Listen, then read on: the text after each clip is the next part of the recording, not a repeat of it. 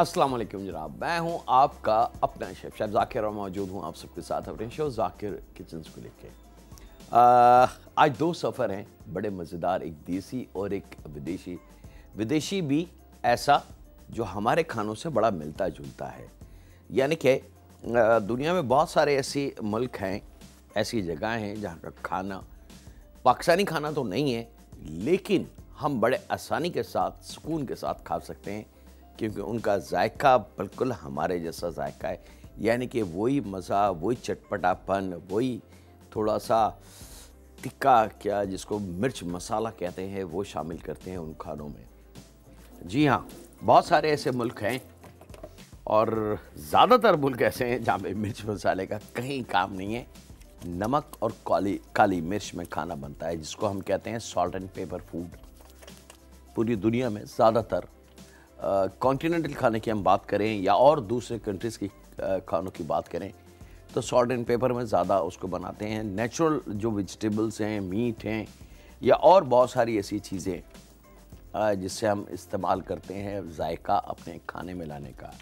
लेकिन हमारे पाकिस्तानी खानों में वो तमाम चीज़ें तो हम यूज़ करते हैं, लेकिन साथ साथ हम थोड़ा सा चटपटा मसाला भी इस्तेमाल करते हैं।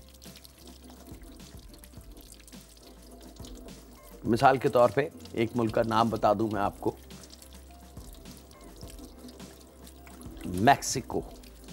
मैक्सिको का खाना इतना कुछ चटपटा होता है कि अगर पाकिस्तानी खाना ना मिले और मैक्सिकन फूड आपको मिल जाए तो आप आराम से पेट भर के खाएंगे और आप इंजॉय भी करेंगे। चलें जनाब, बिस्मिल्लाहिर्रहमानिर्रहीम। पहला सफ़र थोड़ा सा ट्रिकी है, थोड़ा सा मज़ेदार भी है। कोफ्ते, शायद ही कोई ऐसा घर हो जहाँ नहीं पता हो कि कोफ्ते क्या होते हैं और कैसे बनते हैं, लेकिन कोफ्ते एंड नहीं है। मेरे वो अल्फाज जो अक्सर मैं अपने शो में कहता हूँ, आप मेरे जो साथी पुरानी फैमिलीज़ जो मेरे साथ हैं, काफ़ी अरसे से जुड़े हुए हैं, उनको वो अल्फाज बड़ी अच्छी तरीके से अब याद हो चुका होगा कि कोई भी दुनिया का खाना बग़ैर फैमिली के कंप्लीट नहीं है। हर खाने की एक फैमिली है और उस फैमिली में मुख्तलिफ उसके खाने होते हैं और वो कंप्लीट एक फैमिली कहलाती है। फैमिली के बग़ैर दुनिया का कोई भी खाना ऐसा नहीं है कि जी बस यही खाना है और ये वाहिद है, इसके अलावा कोई और खाना इस जैसा या इससे मिलता जुलता नहीं है। ऐसा नहीं है, हर खाने की एक फैमिली है और इस फैमिली में बहुत सारी वेरिएशन मौजूद होती हैं। तो कोफ्ते को जहन में रखें, लेकिन आज कोफ्ते नहीं बन रहा है, कुछ और ख़ास चीज़ बन रहा है। काम के दौरान मैं आपको बताऊंगा कि इसमें क्या क्या चीज़ें हम इस्तेमाल करेंगे और क्या क्या इसमें बन सकता है। बिस्मिल्लाहिर्रहमानिर्रहीम जनाब। सबसे पहले चूल्हे को हमने ऑन करना है। बहुत थोड़ा सा ऑयल शामिल करेंगे, तकरीबन 4 टेबल स्पून के बराबर, और इसमें हम शामिल कर देंगे 1 टेबल स्पून अदरक और लहसुन का पेस्ट।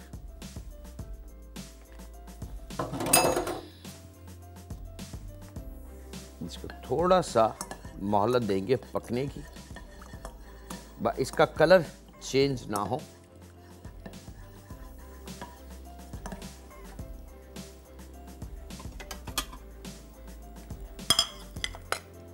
ये और यहाँ पे ले लेंगे जनाब मूंग मसूर की दाल। तकरीबन 1 घंटा पहले इस दाल को आपने भिगो देना है, दोनों दालों को। और जैसी लहसुन थोड़ा सा पकना शुरू हो जाए तो इसमें आधी चाय की चमची हल्दी हम शामिल करेंगे और इसको हमने खूब अच्छी तरीके से मिक्स करना है लहसुन के साथ। और ये दोनों दालें जो 1 घंटा पहले हमने भिगो के रखी थी, ये शामिल कर देंगे।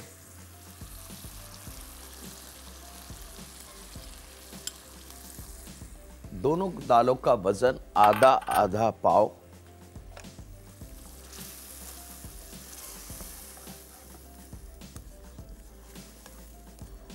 थोड़ा सा इसको मिक्स करते हैं ताकि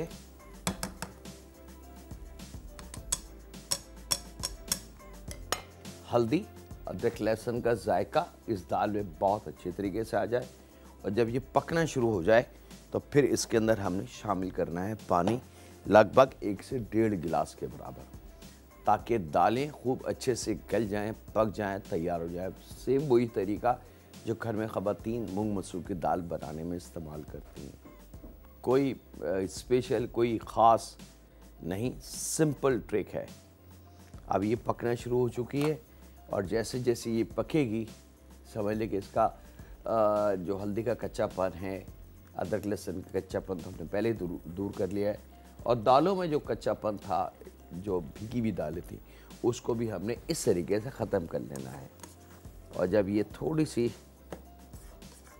दाल पकने वाली कंडीशन में आ जाए तो बगैर किसी डर के इसमें हमने 1 से 1.5 गिलास के बराबर पानी शामिल कर देना है। साथ में जायके के हिसाब से नमक आप बहुत एहतियात से इस्तेमाल कीजिएगा।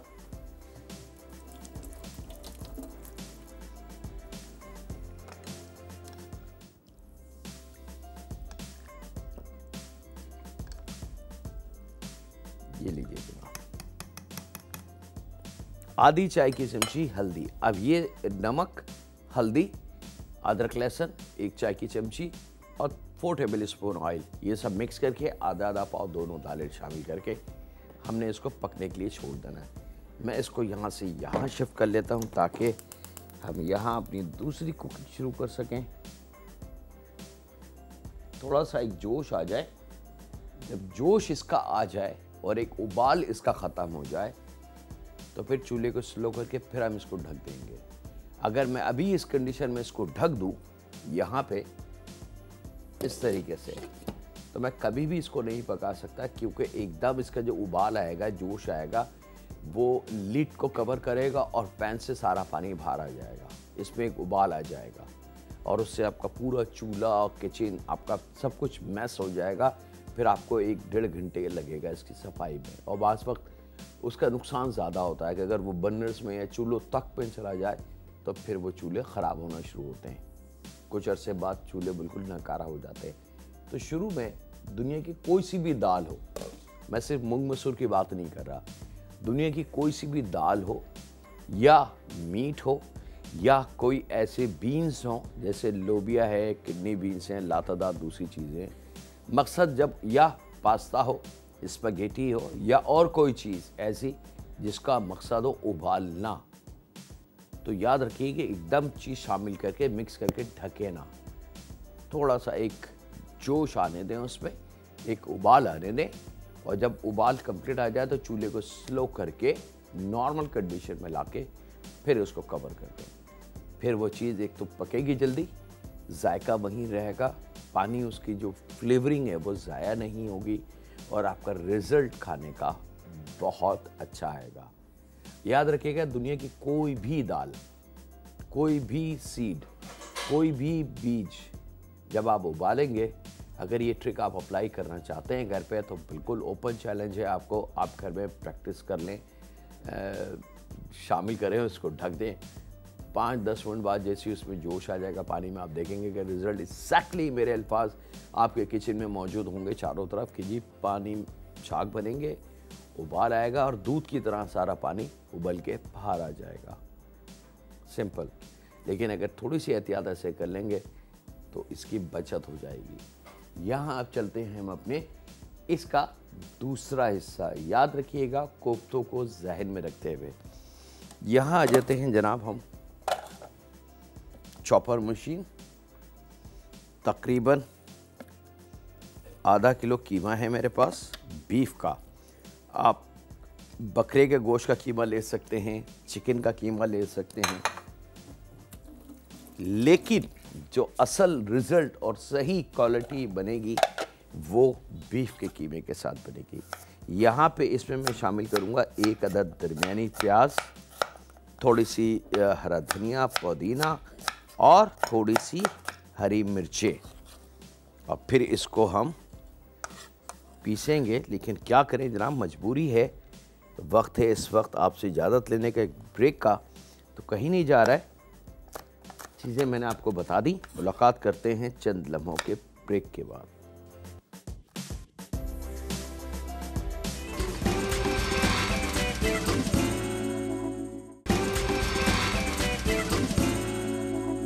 वेलकम बैक जनाब, ब्रेक से वापस आ चुके हैं। जो उबाल था, झाग वो पूरे आ चुके हैं। ये आप देख सकते हैं कढ़ाई के किनारे, आपको बिल्कुल अंदाज़ा हो जाएगा कि इसका उबाल कहाँ तक गया था। और अब ये उबाल बस्ट हो गया, यानी कि हमारी लैंग्वेज में इसको कहते हैं उबाल का फट जाना। उबाल फट चुका है और उसकी जो कुदरती लेयर होती है ग्लेस किसी भी सीड पे या दालों पे, वो टूट चुकी है।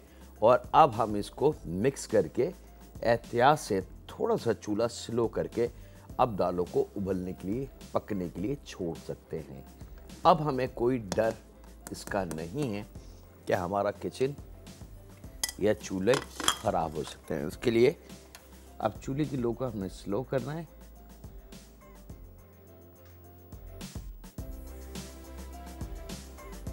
और इसको हम ढक सकते हैं। याद रखिएगा, ये पॉइंट बड़े कीमती हैं। कुकिंग, जैसे मैंने कई दफ़ा कहा है कि कुकिंग का नाम सिर्फ नमक मिर्च शामिल करके जायका चटपटा और नमकीन करना नहीं है। कुकिंग कंप्लीट एक एजुकेशन है, पूरी मालूमात होनी चाहिए कि हम क्या कर रहे हैं, कैसे करेंगे, कितना होगा, किस तरीके से होगा, कहाँ से शुरू करेंगे, कहाँ पे रुकेंगे और कहाँ पे इसको एंड करके हम निकल जाएंगे। कुकिंग इज़ अ आर्ट और पूरी एजुकेशन है। कुकिंग सिर्फ ये नहीं है कि आपकी मर्ज़ी, आपने जो चाहा हांडी में डाला और पका लिया। कुकिंग उसको नहीं कहते। अब बड़ा सिंपल है, एक अनाड़ी इंसान जिसको कुछ नहीं आता हो वो प्रैक्टिकल कर सकता है कि पतीली रखे, उसमें गोश्त डाल दे, उसमें अपनी मर्ज़ी के मसाले सब्जियां डाल दे अपनी मर्ज़ी की, बेशक काट के या साबुत, डजंट मैटर। नमक डाल दे अपनी मर्ज़ी का, जितना नमक उसको खाना है, और पानी डाल दे उसमें और चूल्हा खोल के ढक दे उसको। आधे से पौन घंटे बाद उसके लिए खाना बिल्कुल रेडी है। फ़र्क सिर्फ ये होगा कि उसको उसी का खाने का जायका समझ में नहीं आएगा कि ये पका क्या है। और नंबर 1, नंबर 2, दोबारा अगर कभी कोशिश करी उसने वो चीज़ बनाने की तो वो वैसी नहीं बनेगी, कहीं ना कहीं कोई ऊंच नीच गलती रहेगी। ठीक है, यहाँ पे जनाब आपके सामने मैंने कीमा लिया था आधा किलो, उसके अंदर 1 अदद प्याज, क्वार्टर गड्डी धनिया, क्वार्टर गड्डी पुदीने के पत्ते, 3 से 4 अदद मोटी हरी मिर्च शामिल करके इसको मिक्स किया है। यहाँ पे अब इसमें 1 अदद हम अंडा शामिल करेंगे। 1 चाय की चमची भर के, आप आधा टेबल स्पून भी कर सकते हैं, यानी कि 2 चाय की चमची भी कर सकते हैं कुटी लाल मिर्च को। और सेम क्वांटिटी साबुत ज़ीरे की, यानी कि 1 चाय की चमची से 2 चाय की चमची तक, 1 चाय की चमची से आधा टेबल स्पून तक हम ज़ीरा इसमें शामिल करेंगे। यहाँ 7 इसके हम नमक शामिल करेंगे, लेकिन इस चीज़ को ज़ाहिर में रखते हुए कि नमक हमारी दाल में मौजूद है। एंड ऑफ द डे, यानी कि जब हम फिनिशिंग करेंगे तो ये नमक दाल का और कीमे का, ये दोनों नमक एक हो जाएंगे और हमारा सिंपल जो निवाला बनेगा, जो सिंपल पहली बाइट होगी, तो ये दोनों नमक एक साथ हमारे मुंह में जाएंगे। तो ये ना हो कि दोनों मिलके नमक डबल हो जाए।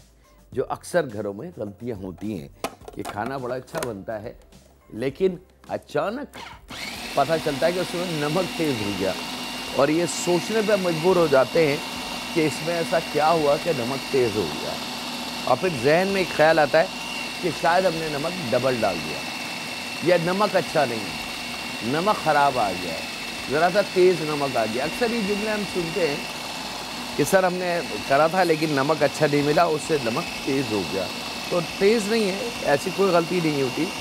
गलती सिर्फ यही होती है मिक्स एंड मैच की, और ये अमूमन गलतियाँ बिरयानी में ज़्यादा होती है और ऐसे खानों में जिसमें 2 या 3 हिस्सों में खाना बन रहा हो। अब इस कीमे को बहुत अच्छी तरीके से आपने पीस लेना है ताकि प्याज, हरा धनिया, पुदीना, हरी मिर्च, अंडा, नमक, जीरा, कुटी लाल मिर्च बहुत अच्छे से मज़ेदार सा जायका बन जाए और कीमा बिल्कुल बारीक हो जाए। आजकल के दौर में तो ये आसानियाँ हैं जनाब कि घरों में चॉपर मशीन मौजूद है। पिछला दौर जो था जब चॉपर मशीन नहीं थी तो ये काम सिलबट्टे पे होते थे, सिलों पे होता था। तो उस दौर की यानी कि अगर हमारी दादियाँ नानियाँ से पूछा जाए तो वो आपको बताएंगे कि उनके दौर में कबाब बनाना या इस किस्म की चीज़ें बनाना कितना मुश्किल काम होता था। यानी कि शामी कबाब बहुत ख़ास डिशों में से एक डिश होती थी कि सालों में कभी एक आध दफ़ा बनती थी, क्योंकि उसमें कीमा पका के सबको करके फिर 1-1.5-2 घंटे लगा के सिलबट्टे पे उसको पीसा जाता था और फिर हरे धनिए, पुदीने की और लहसुन की चटनी उसके साथ पीसी जाती थी। तो जो हमारी दादियाँ और नानियाँ हैं वो घबराती थी कि अब चटनी भी पीसनी है। लेकिन शाबाश है जनाब उन माओं को, उन दादियों को और नानियों को जिन्होंने हिम्मत नहीं हारी और हमें हर वो जायके खिलाए जो हम खाना चाहते थे। आज तो दौर बड़ा अच्छा है, बड़ी आसानियाँ हैं, बड़ी सहूलतें हैं, लम्हों के अंदर आप ये काम कर लेते हैं। और यही काम अगर पिछले दौर में आप करते तो कम से कम आपको 1-1.5 घंटा लग जाता इस कीमे को पीसने के लिए। अच्छा जनाब, अब इसको हमने सबसे पहले ब्लेड को रिमूव करेंगे।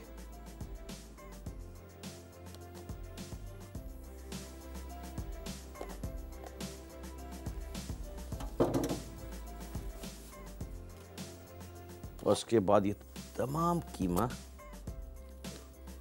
हमने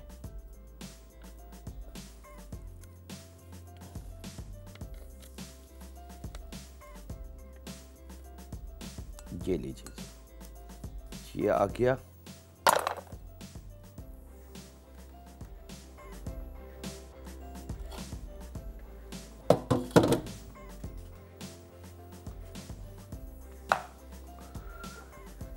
थोड़ा सा तेल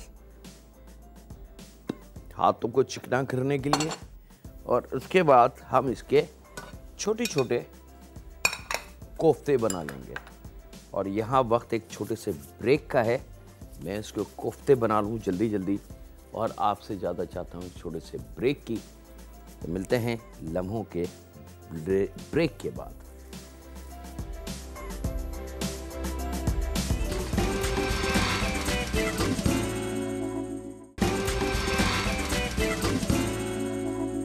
वेलकम बैक जनाब, ब्रेक से वापस आ चुके हैं और यहाँ पे छोटे छोटे कोफ्ते बना लें। और अभी तक ज़हन में रखिएगा कोफ्तों को, हम जो डिश जो सफ़र बना रहे हैं उसका नाम, क्योंकि आप लोगों को शिकायत रहती है कि मैं कुकिंग ख़त्म कर जाता हूँ और नाम नहीं बताता और फिर ख़वातीन को थोड़ी सी परेशानी होती है कि वो उस पर हेडिंग डाल के क्या लिखें या कैसे याद रखें कि क्या बनाया था। जनाब, दाल वाले कोफ्ते आज हम बनाने जा रहे हैं। दाल वाले कबाब भी इसको कहते हैं, दाल वाले कोफ्ते भी इसको कहते हैं और कोफ्ता दाल भी इसको कहते हैं। 2-3 इसके तरीक़ों से इसके नाम को पुकारा जाता है, लिखा जाता है। कोफ्ता दाल भी इसको कहते हैं, जो सबसे सही नाम वो कोफ्ता दाल है। दाल वाले कबाब भी इसको आप कह सकते हो। अब जो आपको अच्छा लगे वो नाम आप अपनी डायरी में नोट कर लें। कीमा आपने देख लिया, लेकिन कीमा बहुत अच्छा बारीक पिसा हुआ होना चाहिए।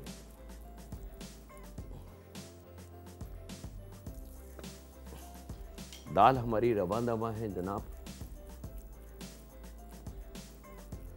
और सबसे आसान जो दाल है वो मूंग मसूर की है, जो सबसे पहले सबसे जल्दी पक जाती है। कुछ घरों में दालें नहीं पकाई जाती। कुछ लोगों के जहन में ये कॉन्सेप्ट न जाने कहाँ से आ गया है कि दाल जो है वो गरीबों का खाना है। ऐसा नहीं है जनाब। अल्लाह ताला ने जितनी ताकत दालों में रखी है, यकीन माने अगर आप बारीकी से स्टडी करें तो आपको अंदाज़ा होगा कि वो ताकत गोश्त में नहीं है जो अल्लाह ताला ने दालों में रखी है ताकत।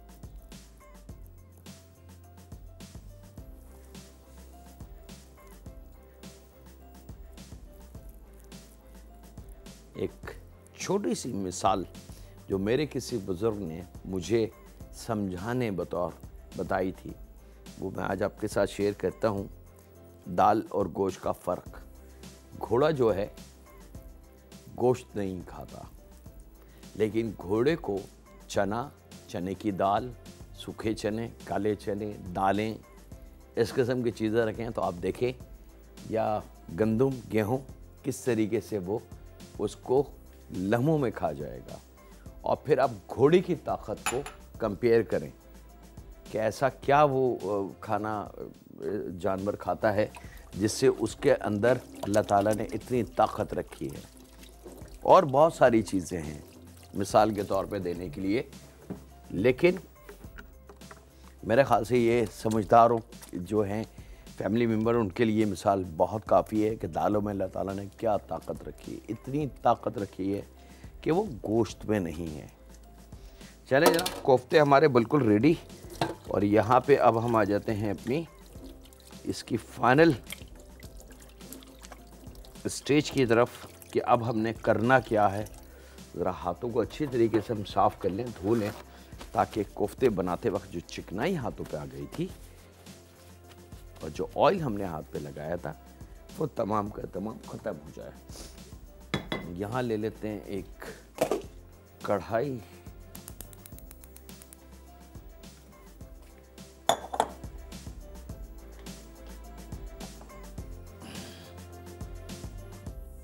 थोड़ा सा ऑयल,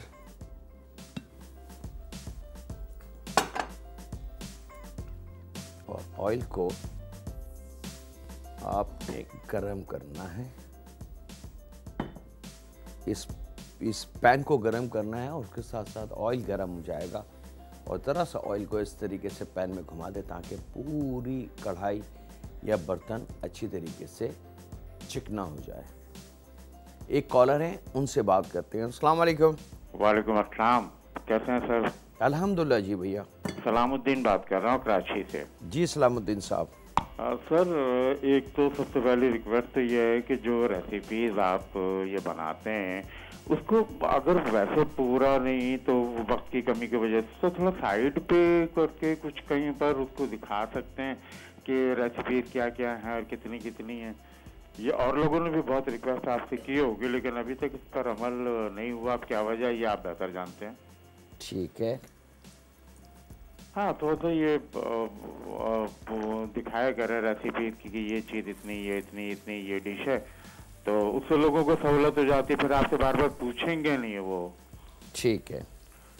और सर जी। उसका मुझे बताइए, मतलब ये इसका पिज़्ज़ा जो है, इसकी डो का खास जो है वो मालूम करना था मुझे। चलें, सलामुद्दीन साहब बहुत शुक्रिया। आपकी राय और आपकी फरमाइश हमारे तक आ गई। फरमाइश तो सर आँखों पे जनाब, बिल्कुल हम आपके साथ शेयर करेंगे। और जो आपकी राय है उसका जवाब मैं ये दे दूं कि हमारी एक कॉमन सेंस वाली बात, एक छोटी सी बात, कि जिनको शौक़ होगा वो मेरे शो को बड़ी बारीकी से देख के उसको याद कर लेंगे। लिखी भी चीज़ जब मैं पूरा रेसिपी कार्ड चलाता हूँ या चलाऊँ तो वह चंद सेकंड के लिए आता है। चंद सेकंड के लिए आप उसका नाम और एक आध अल्फाज पढ़ सकते हैं, उसके बाद चला जाएगा। ये नहीं हो सकता कि रेसिपी कार्ड हम आधे आधे घंटे के लिए रखें उसके ऊपर। अच्छा, इस प्रॉब्लम को सॉल्व करने के लिए, क्योंकि आजकल हम जिस दौर में खड़े हैं ये डिजिटल दौर है, हर घर में मोबाइल मौजूद है और हर घर में नेट है।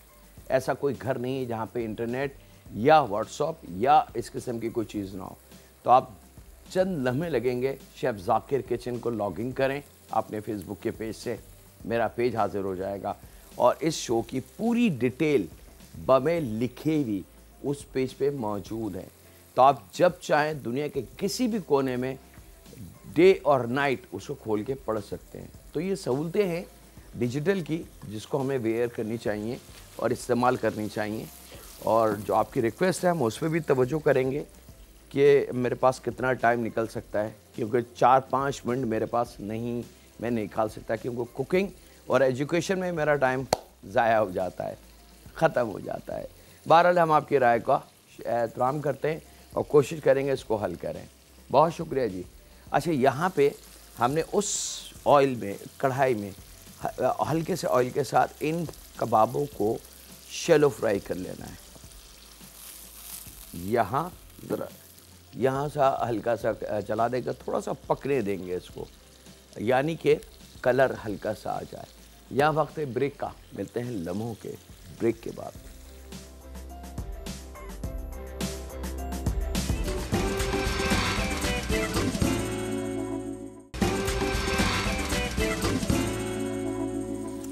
वेलकम बैक जनाब। ब्रेक से वापस आ चुके हैं। जहाँ पे हमने कोफ्तों को रखा था उसको अच्छे तरीके से फ्राई होने दें।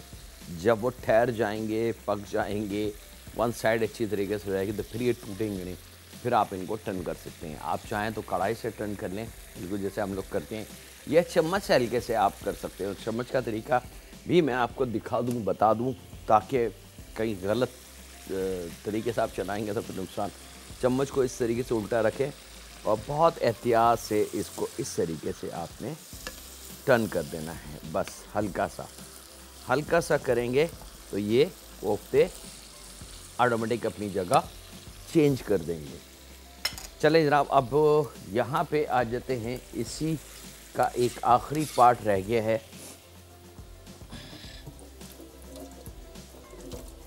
उससे पहले एक नज़र हम दाल को ज़रा देखें कि दाल हमारी कहाँ तक पहुँची।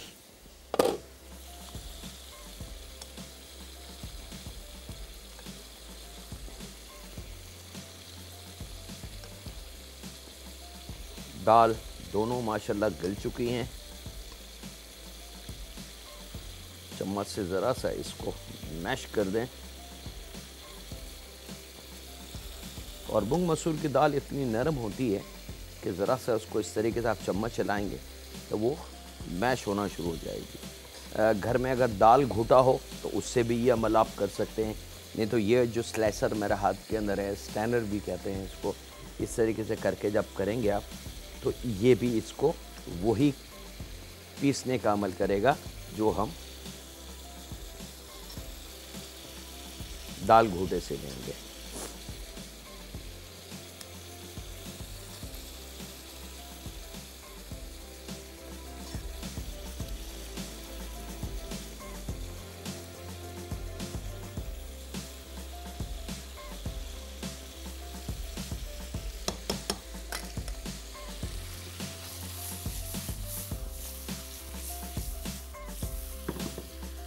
बड़े सुकून से इसको फ्राई कर लें जनाब, कोई जल्दबाजी नहीं है। यहाँ लहसुन के जब्बे ले लेते हैं 4-5।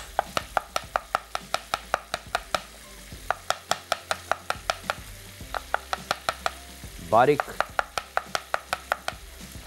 स्लाइस कर लेंगे।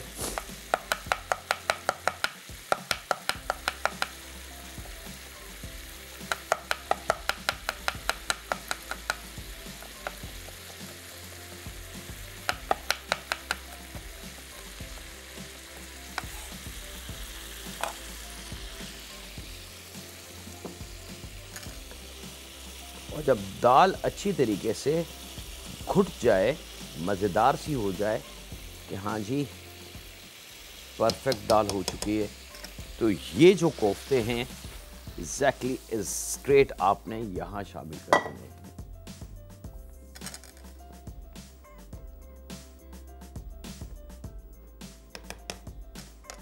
अब इसको पकने दें। यहाँ पे ले लेते हैं जनाब एक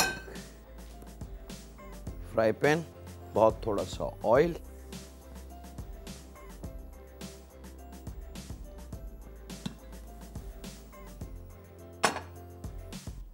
और उसमें हमने शामिल करने हैं ये लहसुन के जब्बे। साथ में मेरे पास मौजूद है सूखी गोल मिर्च, इसको 1 के 2 कर लें। आप चाहें तो साबुत भी इसका इस्तेमाल कर सकते हैं।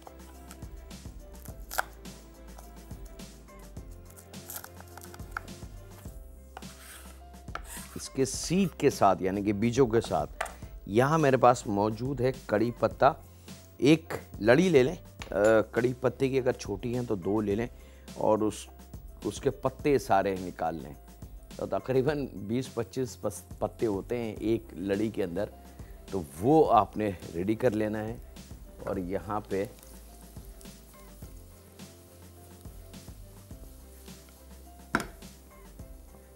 लहसुन जैसे थोड़ा सा कलर में आ जाए,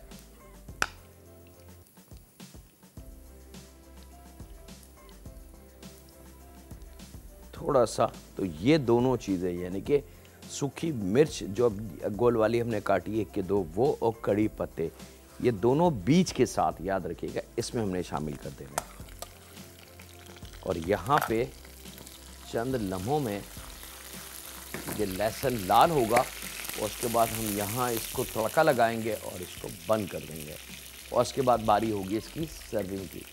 यहाँ पे वक्त एक छोटे से ब्रेक का, मेरी मजबूरी है, तो कहीं नहीं जाते, मिलते हैं लम्हों के ब्रेक के बाद।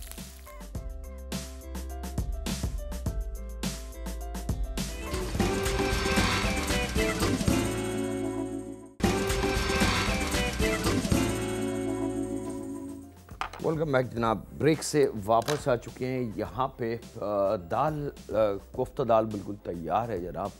मैं इसको थोड़ी देर के लिए रखूँगा क्योंकि जो ब्रांडेड खाने हैं पाकिस्तानी, उनको बनाने के बाद इमीडिएटली सर्व ना करें, थोड़ा सा सेटल डाउन होने दें, उसके बाद उसकी सर्विंग करें, तो वो रिज़ल्ट बड़ा ही मज़ेदार आता है। मैं यहाँ पे, क्योंकि ये चूल्हा मेरे पास तेज़ है, तो मैं इसको यहाँ शिफ्ट करता हूँ ताकि मेरी कुकिंग का अमल थोड़ा सा तेज़ हो जाए।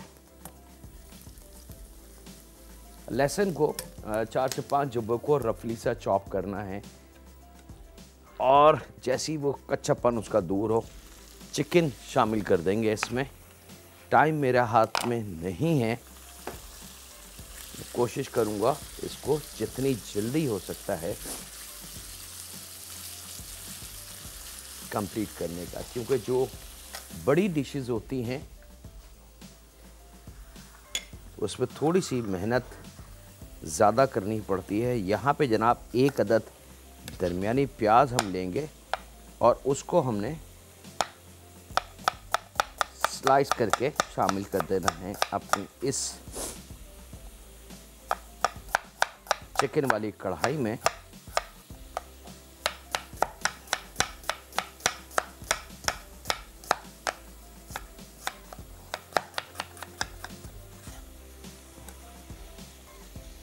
चिकन के साथ ही प्याज आ जाएगी।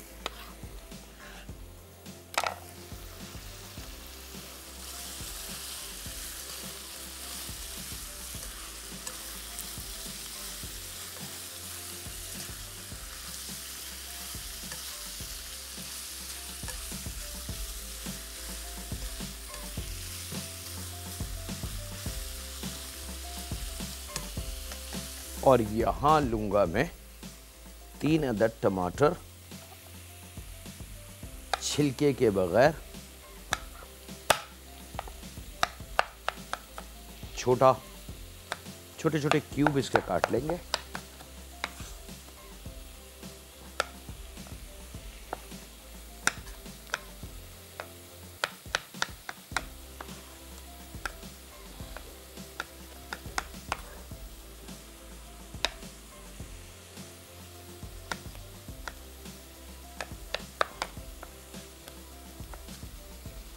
असल एजुकेशन जो है वो ये है कि किस स्टेज पे मैं क्या कर रहा हूँ, किस तरीके से कर रहा हूँ, उसका तरीका क्या है।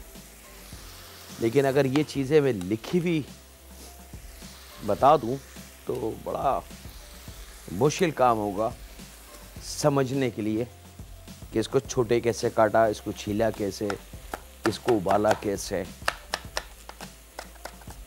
उबालने का तरीका क्या है।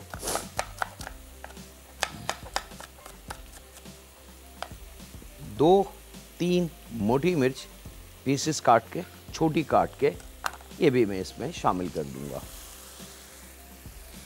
एक दफ़ा इसको थोड़ा सा मिक्स कर दें ताकि टमाटर, प्याज, हरी मिर्च बड़ा मज़ेदार सा जायका इसको दे दें।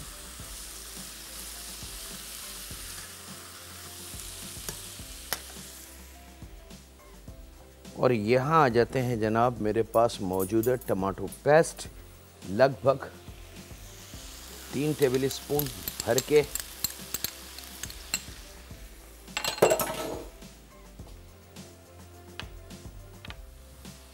कुटी लाल मिर्च 1 चाय की चमची, और यहाँ पे ज़ीरा है मेरे पास पिसा हुआ आधी चाय की चमची, ये हम शामिल करेंगे।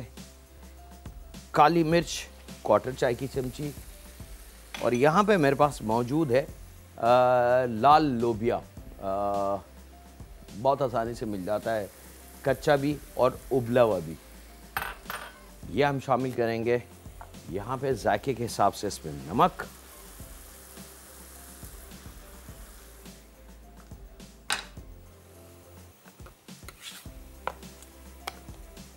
और 1/4 गड्डी हरा धनिया।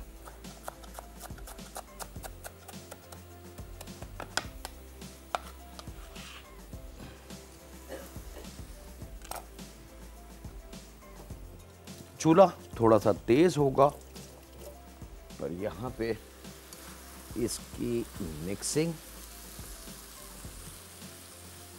बहुत मज़ेदार तरीके से, जो जूस बनेगा टमाटर का, प्याज का, वही इसकी ग्रेवी है।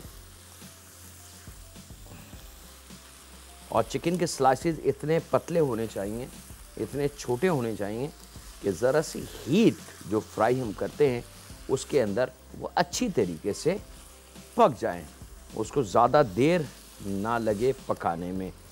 और इसको अच्छी तरीके से आपने मिक्स कर लेना है, उसका कलर आ जाएगा चंद लम्हों में इसको। और दिल में डर हो तो इसको इस तरीके से आप ढक दें, ताकि आपसे ये ख्याल आपके जहन में कि जी कच्चा ना रह जाए। इसको ढक दें। दाल की बारी है जनाब, डिश ऑफ द वीक।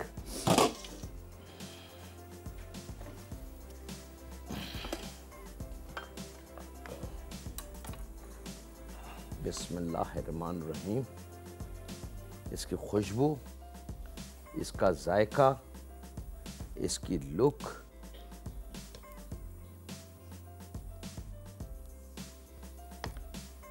और ये ऐसा नहीं है कि सादा सा खाना है, आप अच्छे मेहमानों के सामने भी इसको बना के रख सकते हैं।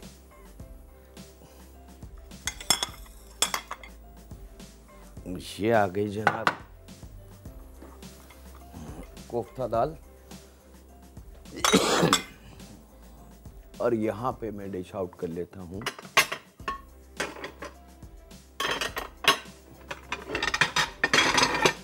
सॉरी,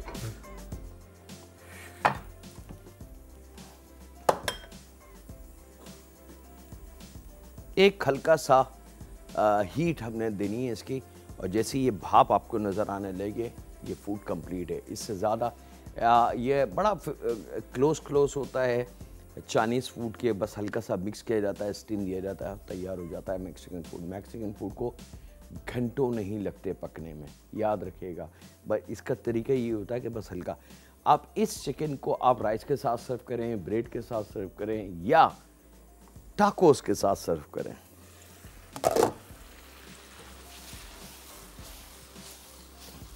ये लीजिए जनाब, टमाटर जब नरम हो जाए, प्याज नरम हो जाए, खुशबू आने लगे हर चीज़ की, तो ये हमारे पास मैक्सिकन चिकन तैयार है। और यहाँ हम ऑफ़र कर सकते हैं अपने मेहमानों को। कलर, लुक आप देख सकते हैं। इसके साथ ही वक्त हुआ है आपसे इजाज़त लेने का, अपने घर वालों का, दोस्तों का, बुज़ुर्गों का, बच्चों का और बेटियों का बहुत ज़्यादा ख्याल रखें। हम दुआ करते रहें उस खालिक मालिक उस परवरदिगार से कि ए रब हमें सिर्फ़ अपनी बारगाह तक आने की हिम्मत और ताकत अता करना, हम भटक ना जाएं मुख्तलिफ़ जगहों पे, और हम जो कुछ मांगें सिर्फ़ तेरी ज़ात से मांगें। हमें इस बात की अक्ल शऊर अता फरमाना कि तू रब है हमारा, मेरा, इस कुल जहानों का, और जितने पैगम्बर गुज़रे हैं उनका, और हमारे प्यारे नबी का, और तमाम उस उम्मत का, तमाम उस खलकत का, तमाम उन लोगों का जिसको इस दुनिया में तूने वजूद में लाया। तू रब है उन सब का, तू हमारा रब है, तू मेरा रब है। ए रब रहम फरमा हम सब पे, हमारे माँ बाप पे, हमारी औलाद पे, हमारी बेटियों पे, क्योंकि बेशक तू हमारा रब है। अल्लाह हाफ़िज़ होने के बाद।